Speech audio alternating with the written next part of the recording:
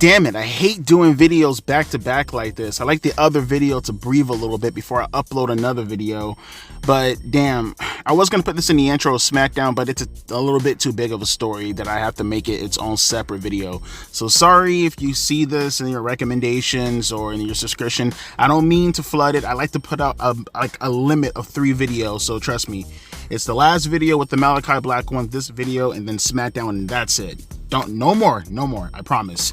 But if you guys didn't know, and I talked about this in the Aleister Black video, but apparently you guys are asking for it, and I'm seeing stuff all over Twitter, Miro is now leaving AEW, which can you blame him? I mean, look, first let me just read you the article real quick, and then we'll go on from there, okay? Because I got a couple of things in my mind. I got a couple of thoughts in my mind as far as where this can go. So, former TNT champion Miro, by the way, link is down in the description box below, who has been absent from AEW for all of 2024 so far, has requested his release from the company. The last time Miro was in action was the World's End pay-per-view on December 30th, where he picked up a win over Andrade El Idolo. Since then, he's been spending time in Bulgaria and hasn't appeared for AEW. Fightful Select reports that Miro has requested his release. The report notes that Miro was sidelined for longer than expected after that Andrade match, but he's been healthy for quite some time. It's said that he and the company haven't been able to get on the same page creatively, and this was a common occurrence throughout the past couple of years. There was said to be consideration of including him in the All In London Casino Gauntlet match, and he was pitched. Sorry, there's so many ads that keep popping up on this damn ad, and he pitched working with Jon Moxley earlier in the year. He is earning well into the 7 figures on his current contract and is said to have signed a 4-year contract extension around spring of 2022. So he's under contract until around spring of 2026. It's unknown at this point if the release has been, well, I guess it has like a little asterisk in between it, has been or will be granted, nor is it known if there's WWE interest. Counting his time in developmental, he has been with WWE for around 10 years under the name Rusev, obviously originally Alexander Rusev. He was one of the many names released by WWE in 2020, joining AEW a few months after that.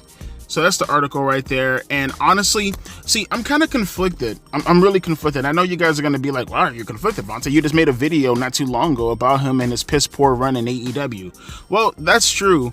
But, and look, there's a bit of a caveat to this, but I am going to still say that he had a piss poor run in WWE towards the end of his run also. Now, again, there's a caveat.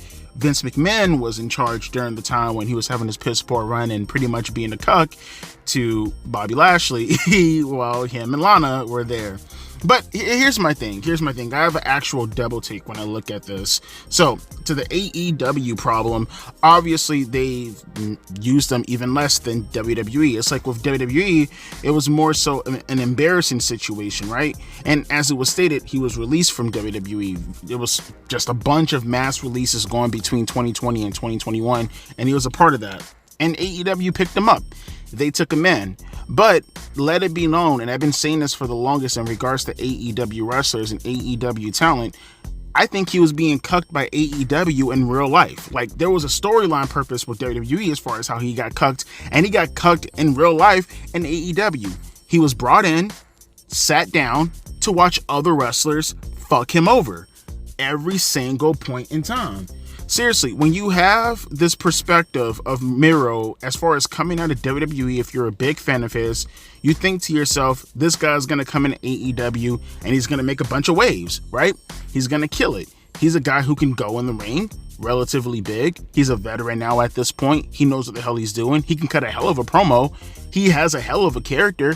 When used correctly, you don't have to pair him up with CJ or Lana, none of that stuff. Just let him go in there and just do his thing. But as we know, when it comes to AEW, they have an extreme hard-on for small guys. I know people like to, bring up certain people as far as their, size comparisons, like Samoa Joe and stuff like that. But I mean, actual built, large, small, like it's very rare. You know what I mean? And even in the case of Samoa Joe, you're pretty much bringing up an outlier. For the most part, Tony Khan does not like big guys in the main event scene. He simply doesn't. At least relative to professional wrestling. He does not like having big guys in professional wrestling. He much prefers small talent. He much prefers the flippy dippy wrestlers. He much prefers to see the rating of the matches given to him by Dave Meltzer. So that's one problem from a negative in regards to AEW as to why you can obviously see why Miro wants to leave. He hasn't been used. You brought him in literally just to pop a number. Never let AEW forget why they brought him in. They brought him in 2020 specifically just to get a number. And they did nothing with him. Like I said in the Miro video that I made a couple of weeks ago, they legitimately brought him in. For some reason, Miro, and by the way, he has some onus on this. I can't help but think that he has to have some kind of creative over himself. In particular, his image at the very least, right? And he comes in and he has like this fucking Bulgarian Cisco look. I mean, dude's looking queer than a bug, but you know what I mean? Like, you bring him in and he does this stupid stuff with this gimmick and this, streamer video game gimmick. It was just stupid. And I can't help but think that he has to preside over his gimmick just a little bit. But at the same time, that was pretty much his career in AEW. And then he had a bit of a tad resurgence, when he was TNT champion and he started doing this gimmick in regards to, being the guy that wants to get his redemption or whatever, and he's doing it in the face of God. I don't know. Again, you can watch my video in fuller detail when I discuss this in fuller detail if you want to. I'll leave that link in the description box below also. But essentially, it didn't go anywhere. It could have went somewhere. It had potential. Again, the guy can cut a promo like anyone's business, and they didn't do anything with him. They let that gimmick just flounder, like they've been doing with every other superstar that they bring in order to pop a number. There's no incentive to legitimately use them for any purposes. And then, like the article states, he hasn't been used any of this year. He hasn't. For all the complaints and all the comments that I hear about how he was used in WWE, all validated, by the way, all justified, completely understand. Like I said, two things. One, he was underneath Vince McMahon's control in his late stages when he doesn't know how to run creative anymore. And he left WWE to go to quote unquote greener pastures over there to AEW, just like the rest of the ex-WWE talent. And you have a certain type of, feeling when you see him go to a different company because you have an expectation that's up to here. And he didn't deliver. The only good thing that comes out of this in the end of the day is the fact that the dude apparently made a bunch of money. I can't confirm that, but apparently, according to this article, he was making well into the millions. So good for him. And I will say this also, before I go to the whole aesthetic of whether or not, he goes to WWE or what he's going to do in WWE, I will say this also. Is it just weird, or am I just the only person who's looking at the situation and thinking to myself that Tony Khan legitimately just spends his money all willy-nilly just for the perspective of a pop? That'd be like me legitimately paying for cable specifically just to watch AEW or SmackDown or Raw or NXT just to review the show. No, I'm going to pay the cable subscription to make the most out of it. I'm going to watch TV shows. I typically watch movies on Showtime and Max and stuff like that. I'm going to make good on my cable subscription with YouTube. I'm not just going to buy it just to review the show. Any show, period. But it feels like they have an opposite mindset. You spend these millions and millions of dollars on this WWE talents, including Miro, legitimately just to pop a number, and it's crazy to me. And you don't get anything as far as and I've been using these abbreviations lately, this ROI, you don't get any return on the investment legitimately when you do things like that. If you're going to spend millions of dollars, the least you could do is make good use of them. And it's not as if Rusev isn't prepared to actually go out there and do stuff. Now, I'll get to him in a minute as far as what Rusev has contributed, but as far as what AEW, as far as being complicit, good for them for spending the money on Rusev, but it's like you spent the money on him to legitimately do nothing. You're legitimately telling me that you're just spending money for the sake of spending money. Now, we always knew this about AEW, but I feel like that's a perspective worth having to talk about. Like, stop spending money on people that you're not going to legitimately use. Stop spending money for the sake of a pop. Stop spending money on ex-WWE talent just because you feel like it's going to be viable. No, in the end of the day, what's viable to your company is promotion. What's viable to your company is what happens in the ring. What's viable to the company is what happens in the ring in regards to as to why you want to watch the wrestlers in the ring.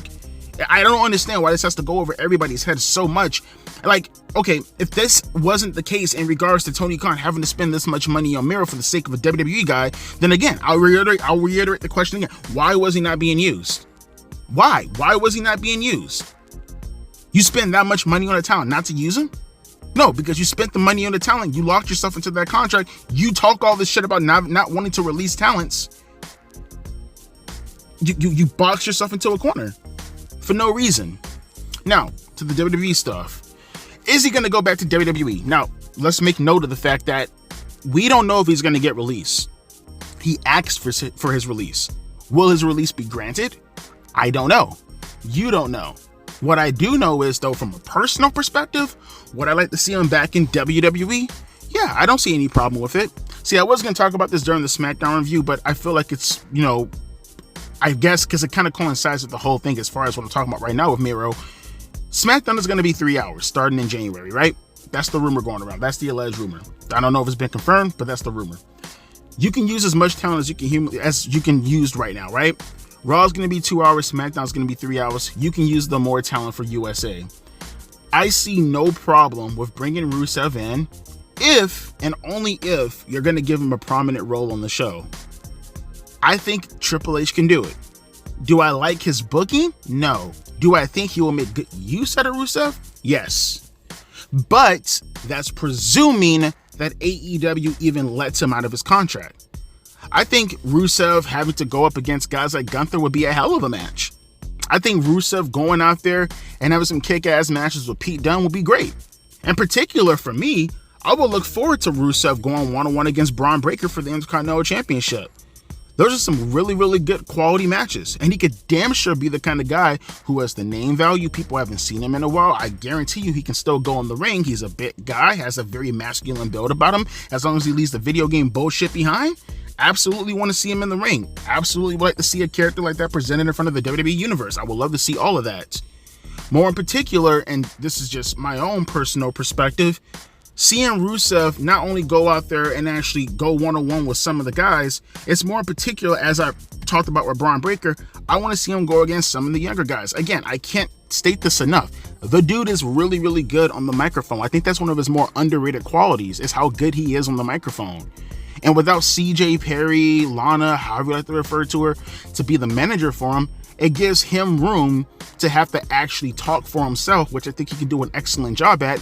And it gives him a chance to kind of reinvent himself in front of the WWE audience compared to what he was a couple of years ago. And he's more lean. He's nowhere near as big as he used to be, but still big. I think more in particular, though, just the aesthetic and the actual ability to go out there to cut a promo against some of these younger talents, I would like to see what he would vent about. Not just constantly burying AEW, because just like AEW doing it to WWE, I damn sure don't want to see WWE doing it to AEW. I'm very consistent on this issue. Stick to the actual product at hand, okay?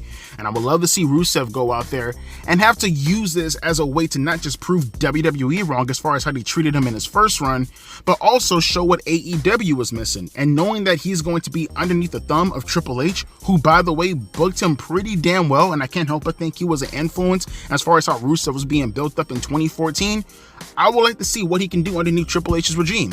Not to mention, I still think, especially with the 3 hours of SmackDown, I think you're creating new room. You're creating new spots for guys to have to at least be elevated from, who's currently in the mid-card, where Rusev can kind of fit himself into the mid-card, upper mid-card, lower mid-card.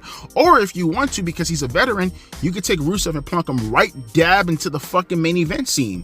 Who's to say, if Cody Rhodes is still champion on SmackDown going into January, right, that he himself can't be an official or a future opponent for Rusev, especially if he comes in as a heel. There's a lot of field that I feel Rusev right now has to play with. And I think there's a lot of opponents where you put him in there with some of the older guys in order to have a championship match or whatever, or you put him in there with some of the younger talent who can be a bit green in regards to how they carry themselves, where Rusev can be the one to carry the entire feud. And then they have the actual match in itself, which most young talents that I could think of, most talents in wrestling today, they're going to have a good match with a guy who knows how to wrestle like Rusev, especially the hard-hitting Smash Mouth style. Now, we got the AEW stuff out of the way, we got the WWE stuff out the way, now we come to Rusev himself. Like I said, as far as his talent is considered, all the talent in the world, I want to see him use to the fullest capabilities of his potential. At the same time, though, I'd be hard-pressed, I'd be biased, and I'd be inconsistent not to bring up the fact, as has been noted, and I heard about this over the past few years also, that Rusev wasn't hard to work with in AEW. This is something that I didn't talk about in the AEW video in regards to Miro when I mentioned all this in the Downfall video. With Miro, I heard all the pitches that were actually tossed up to him that, he could have worked with, and Miro turned it all down. Now, you can look at this in two ways. One, you're being paid millions of dollars to do your job, and if you're going to act like a diva when you don't necessarily have a name, not to say that you can't necessarily build up a name, but you don't have that name at the moment, but still, You are being paid so much money to go out there and to deliver on what you were paid to be doing, and yet you bitched about it.